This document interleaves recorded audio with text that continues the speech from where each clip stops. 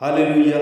सभी को जय मसीह की। आज की सुंदर दिन में प्रभु आप सबको बहुत आशीष करे, क्योंकि आज का वचन है जो खासकर लय व्यवस्था जो पुराने नियम में 13 अध्याय में जब हम लोग देखते हैं, वहाँ पर जो परमेश्वर ने कुछ जो वहाँ पर मूसा और हारून को बताया था कि वहाँ कुष्ठ रोग से संबंधित कुछ नियम परमेश्वर ने अपने भक्तों को बताए थे।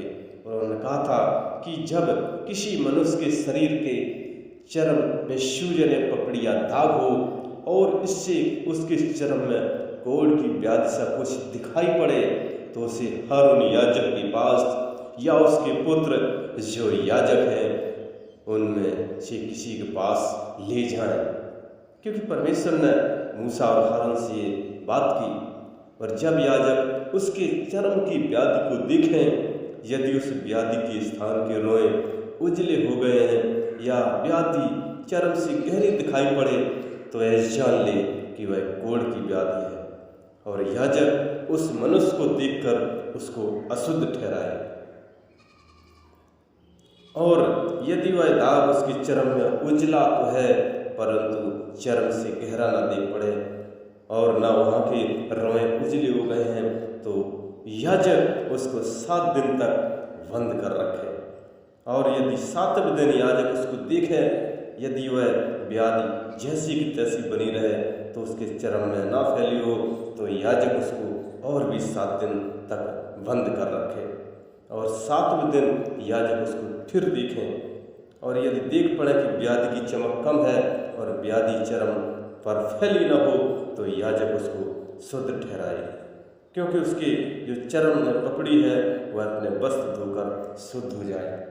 क्योंकि परमेश्वर के ये नियम थे, और परमेश्वर ने मूसा और हारून को बताया था कि वो देखें उस कुष्ठ रोग से संबंधित जो परमेश्वर ने कुछ नियम बताए थे। और उन्होंने बताया था यदि किसको उसकी यदि सहुआ है, यदि वह सहुआ चर्म में फैला ना हो और चर्म से गहरा ना दिख पड़े, तो याजक उस मनुष्य को शुद्ध ठहराए और अपने वस्त्र धो के शुद्ध ठहरे। यदि उसकी दृष्टि में सहुआ जैसे का तैसा बना हो और उसमें काले काले बाल जमे हों, तो जाने के सहुआ चंगा हो गया है और वह मनुष्य शुद्ध है, याजक उसको शुद्ध ठहराए। यदि किसी पुरुष या स्त्री के चर्म में उजले दाग हों, तो याजक देखे, यदि उसके चर्म में दाग उजले हों, तो वह जाने कि उसको चर्म में निकली हुई धात है और वह मनुष्य शुद्ध है।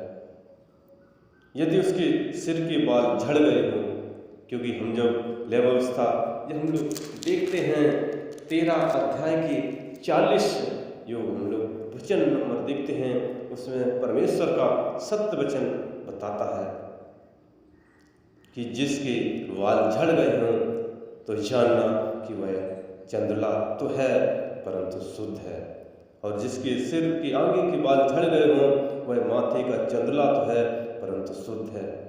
परंतु यदि चंद्रले के सिर पर या चंद्रले माथे पर लाली लिए हुए उजली व्याधि हो, तो जानना कि उसके चंद्रले सिर पर चंद्रले माथे पर निकला हुआ कोढ़ है। और वो याजक उसको देखे, यदि व्याधि की सूजन उसके चंद्रले सिर पर चंद्रले माथे पर ऐसी लाली लिए हुए उजली हो जैसा चर्म के कोढ़ में होता है, तो वह मनुष्य कोढ़ी है और वह अशुद्ध है, और याजक उसको अवश्य अशुद्ध ठहराए, क्योंकि वह व्याधि उसके सिर पर है।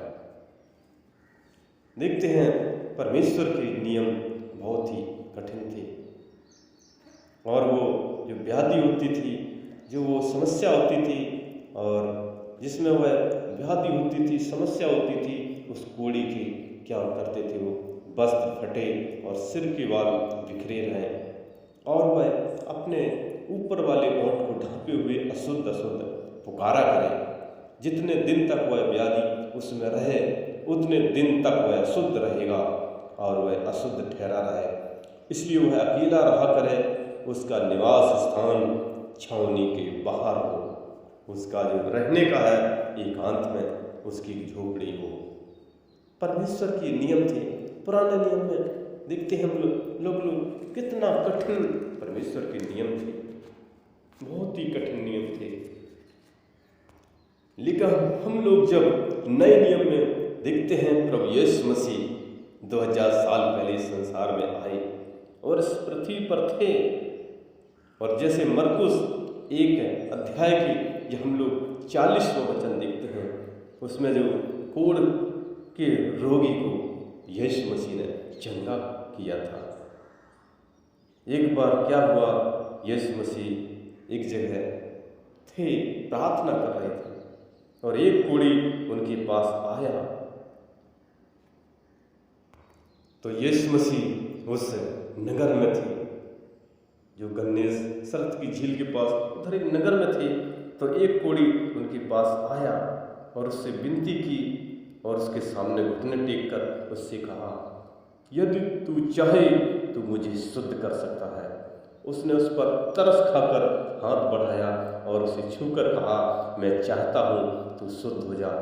और तुरंत उसका कोढ़ जाता रहा और वह शुद्ध हो गया, क्योंकि प्रभु परमेश्वर यीशु मसीह उसको शुद्ध किया, ठीक किया, और उसे चिताकर उससे विदा किया और उससे कहा, देख किसी से कुछ मत कहना, परंतु जाकर अपने आप को याजक को दिखा और अपने शुद्ध होने के विषय में जो कुछ मूसा ने ठहराया है उसे भेंट चढ़ा कि उन पर गवाही हो। परंतु वह बाहर जाकर बहुत प्रचार करने लगा, और यीशु मसीह बाहर जाकर प्रार्थना करते थे, क्योंकि परमेश्वर महान है।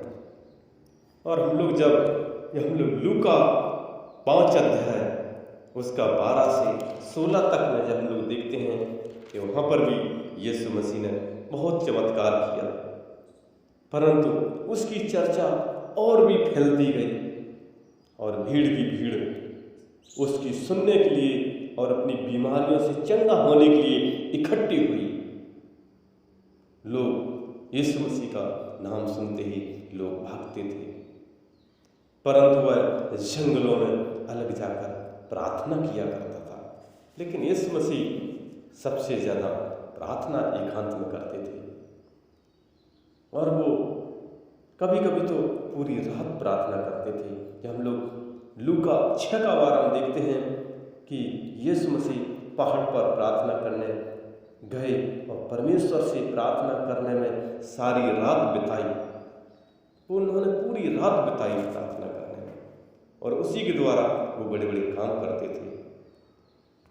जब हम लोग मत्ती 17 के 21 में देखते हैं, यीशु मसीह ने बड़े बड़े कार्य किए, और उन्होंने चेलों से भी कहा था कि उपवास और प्रार्थना बहुत जरूरी है, इसी से हर एक समस्या का समाधान होता है।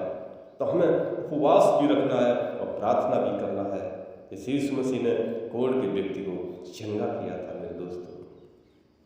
जैसे पहला यूहन्ना 3:3 में यूहन्ना इस बात की गवाही देता है कि जो कोई उस पर आशा रखता है, उस प्रभु यीशु मसीह पर आशा रखता है, और अपने आप को वैसा ही वो पवित्र करता है जैसा वो पवित्र है।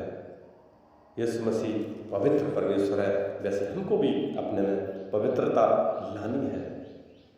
और पतरस भी यीशु मसीह के साथ साथ रहते थे, उन्होंने पानी पर चलकर भी देखा था, और वो भी कहते हैं कि हम लोग पहला पतरस का पहला अध्याय का हम लोग जब 17 पढ़ते हैं और 16 पढ़ते हैं, वहाँ पर भी उन्होंने कहा है क्योंकि लिखा है पवित्र बनो क्योंकि मैं पवित्र हूँ। पतरस भी बताते हैं, और जबकि तुम पिता कहकर उससे प्रार्थना करते हो तो बिना पक्षपात और हर एक के काम के अनुसार न्याय करता है। तो अपने परदेशी होने का समय भय से बिताना है, क्योंकि हम लोग इस पृथ्वी लोक में हैं, इस संसार में हैं, और हर एक समस्या का समाधान उसके पास है, और एक दिन इस संसार से जाना है। जैसे पतरस सिखाता है कि हमें परदेशी होने का समय है, हमें भय से बिताना है, क्योंकि परमेश्वर ने जीवन दिया है, उस जीवन को हमें परमेश्वर की ओर लगाना है, उससे प्रार्थना करना है, उपवास से आराधना करना है, और बड़े बड़े कोढ़ जैसी बीमारियों को पल भर में चंगा करता है। क्योंकि वो चंगा करने वाला परमेश्वर है। इसलिए उसकी महिमा करें, आराधना करें, प्रार्थना करें। 6 दिन काम करें, 1 दिन आराधना करें, क्योंकि इस पृथ्वी पर हम लोग हैं, इसलिए उसकी महिमा करें। हालेलुया। इस वचन के द्वारा प्रभु आप सबको बहुत आशीष करें, और हमारा अगला वीडियो देखने के लिए हमारे इस नए चैनल को आप लाइक और सब्सक्राइब जरूर करें, जरूर करें, जरूर करें। धन्यवाद, धन्यवाद, धन्यवाद।